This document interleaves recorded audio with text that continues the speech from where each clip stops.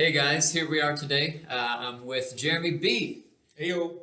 Jeremy Buettel. We're continuing with our reflection in the book of Ruth. He helped me with a video a few weeks back, and today we're going to be emphasizing chapter 4 of Ruth, verses 1 through 12. So if we look at it, it says, "Now Boaz went up to the gate and sat down there, and behold, the close relative of whom Boaz spoke was passing by. So he said, 'Turn aside, friend, sit down here.' And he turned aside and sat down. He took 10 men of the elders of the city and said, 'Sit down here.' So they sat down. Then he said to the closest relative, 'Naomi, who has come back from the land of Moab, has to sell the piece of land which belonged to our brother Elimelech. So I thought to inform you, saying, buy it before those who are sitting here and before the elders of the people. If you will redeem it, but if not, tell me that I may know. For there is no one but you to redeem it, and I am after you.' And he said, 'I will redeem it.'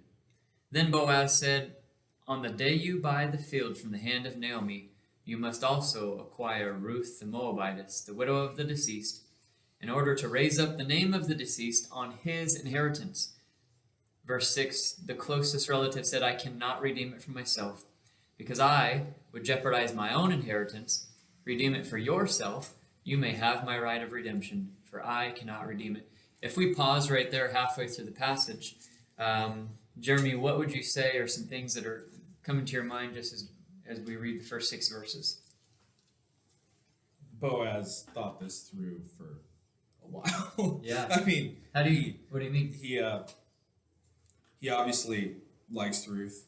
He likes her character in the way that she portrays herself. Yeah. Previously in Ruth, he actually denoted that the entire city of Bethlehem knows that she is a woman of character Yeah. and a woman of honor. Yeah. Which is a pretty great thing to be known as. Yeah. Absolutely.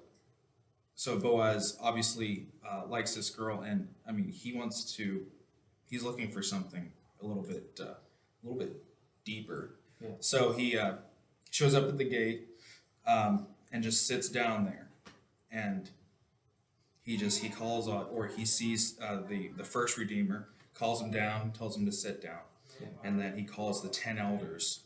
And I love it how he goes by the book. Yeah. He's not a rogue man right now. He's not letting any personal desires or anything like that Yeah. rule or dictate the way that he's going to buy this. He's very calm, very cool, very collected, very professional about it. Yeah. And I love that about him. That shows a lot about his character in itself. He's unwilling to cut corners Exactly. with the Bible. Exactly. If I'm Boaz, yes, I obviously like Ruth because she's a woman of excellence. Exactly. But more so than that, we have to remember there's something about Boaz that's righteous in his nature regardless. Exactly. You know? Exactly. And he's displayed that throughout the book of Ruth. Yeah. In his character and the way that he treats all of his workers in the fields and everything. Mm-hmm. He's just I know a lot of people look at Ruth in the book of Ruth as the model woman. Yeah. And for me especially going through the book of Ruth, it's a model to look at Boaz to see the model man. Yeah. Or just A in godly day-to-day man. life. Yeah. Yeah. It's interesting that he says in verse 4, "So I thought to inform you, saying, buy it before those who are sitting here." He literally just says, you've got this opportunity, buy it. Yeah. Now, Boaz is obviously in a place where he wants something himself. Exactly. But what I find crazy is he's unwilling to manipulate the blessing Exactly. for himself. Exactly. He's going to continue to put it into God's hands and to trust God. Exactly. And that for me speaks volumes. It's a lot of faith. Like, bro, I mean, he just wants to redeem her. Mm-hmm. And he wants to do a righteous act, but he's willing to give all that up if God is not the one who's going to bless it. Exactly. There's that verse in James that says, every good gift comes down from the Father of lights, with whom there's no variation or shadow due to change. Which means if something is good, it's only good because it comes from God who is good. Exactly. You know? And Josiah!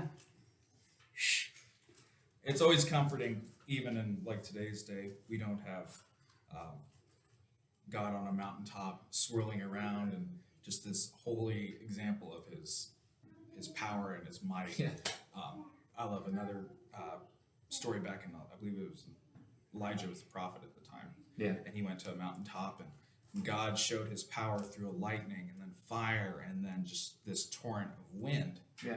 And his presence wasn't found in that. Yeah. But it was found in a whisper that Elijah heard at the fourth event on that mountain. Yeah.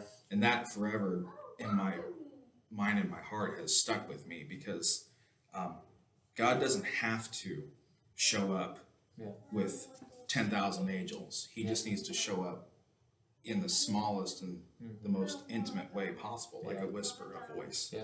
And right now you can definitely see God's working and weaving, giving Boaz patience and giving him faithfulness through the scriptures. And if you're faithful with the scriptures and obedient to them, he's not gonna just ignore that. He's gonna bless you for it. Yeah. Yeah. It takes a lot to trust in God's word, even if it's not going to benefit me.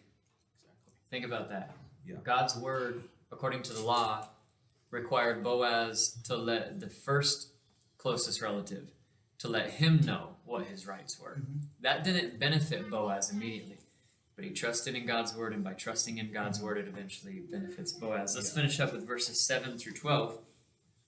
Now this was the custom in former times in Israel concerning the redemption and the exchange of land to confirm any matter. A man removed his sandal and gave it to another, and this was the manner of attestation in Israel. So the closest relative said to Boaz, "Buy it for yourself." And he removed his sandal. Then Boaz said to the elders and all the people, "You are witnesses today that I have bought from the hand of Naomi all that belonged to Elimelech and all that belonged to Chilion and Mahlon. Moreover, I have acquired Ruth the Moabitess, the widow of Mahlon, to be my wife in order to raise up the name of the deceased on his inheritance, so that the name of the deceased will not be cut off from his brothers or from the court of his birthplace. You are witnesses today." All the people who were in the court and the elders said, "We are witnesses. May the Lord make the woman who is coming into your home like Rachel and Leah, both of whom built the house of Israel, and may you achieve wealth in Ephrathah and become famous in Bethlehem. Moreover, may your house be like the house of Perez, whom Tamar bore to Judah, through the offspring which the Lord will give you by this young woman." There's a lot there, too. There is a lot. And time would fail us. I mean, you Yeah. could preach a whole sermon on this passage. Yeah. Well, definitely just in... Did you get it? I mean, Yeah.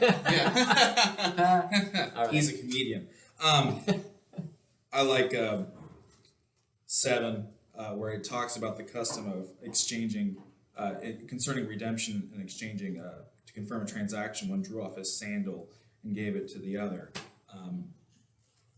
Gross. Yeah. I can't imagine what those sandals were like. I mean, there's donkey crap everywhere.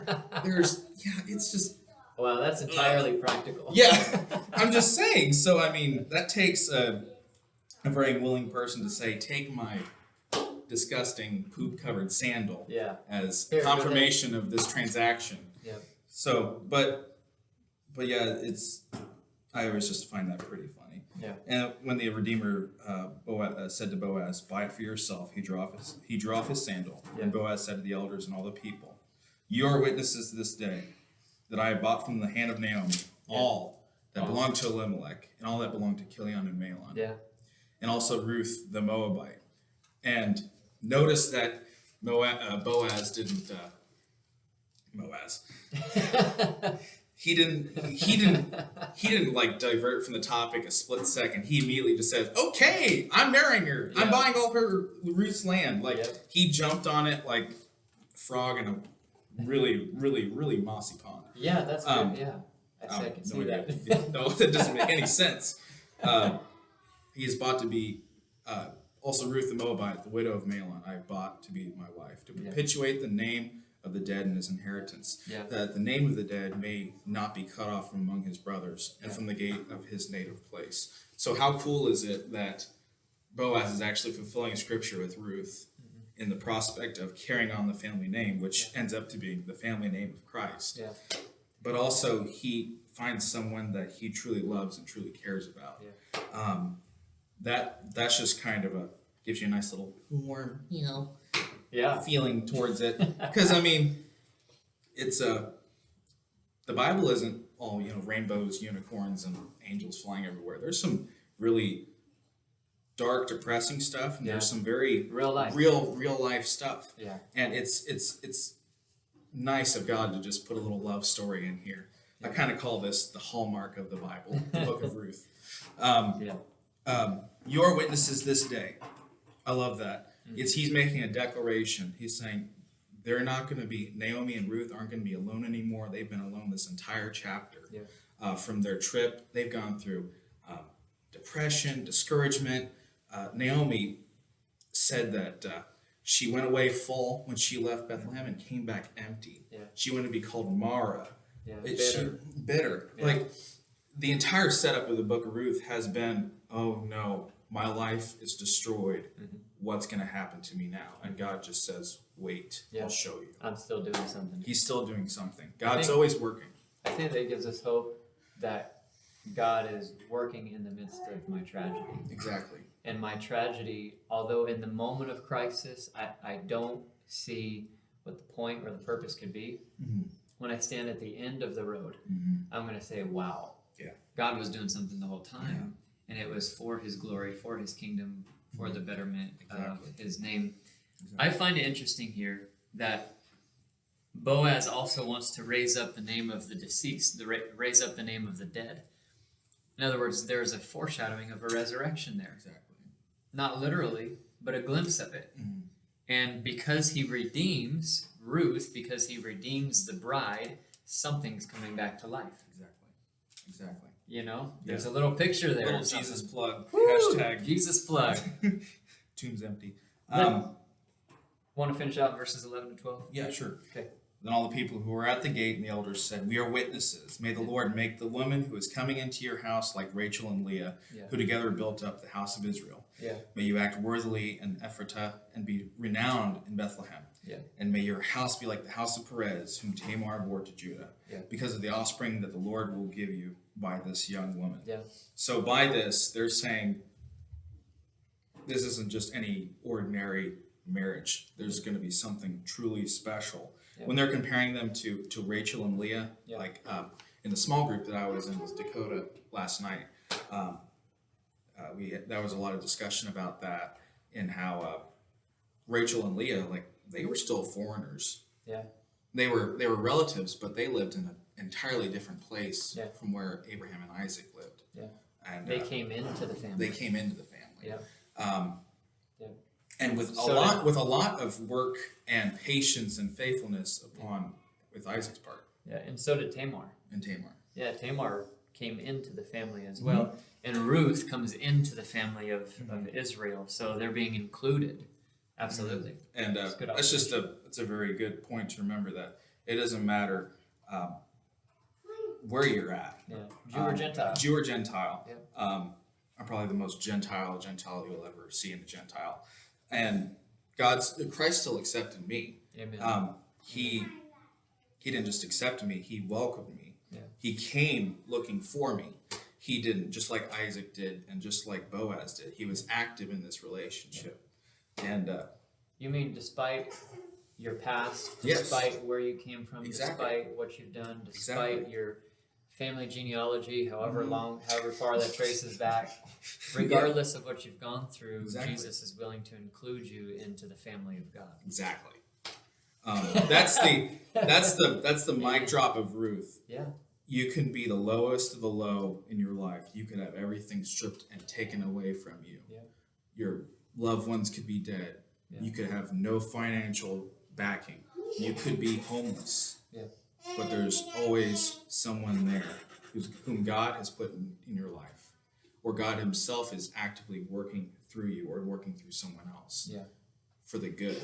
You just have to trust in him. Amen. And that's what separates the man Christians from the boy Christians, or the woman Christians from the girl Christians. Mic You know what drop. I mean, Mic drop. it's so easy to say, but it's super hard to do. Yeah. But throughout the Bible, there have been examples of faithfulness and obedience, and those who have been faithful and obedient have not only had blessings given to them, but it's been tenfold. Amen. In every aspect, in every way. Yeah, again, there was a point in today's discussion where Boaz did not manipulate blessings for himself, but he entrusted himself. Exactly. He entrusted himself to the one who can give a true blessing towards him. Exactly. And that's kind of what Ruth is all about. You got to sit around and wait to watch God redeem and to watch God bless and to watch God restore, and that's the life of faith. Mm-hmm. So, church family, thanks so much for joining us today. Jeremy B, thank you so much. Yep. Little Jojo, thanks for being a part of the film. We love you, Bubba. On the drum chair. Eating his macaroni over there. Ah! Love you, church family. Have a good day. Later.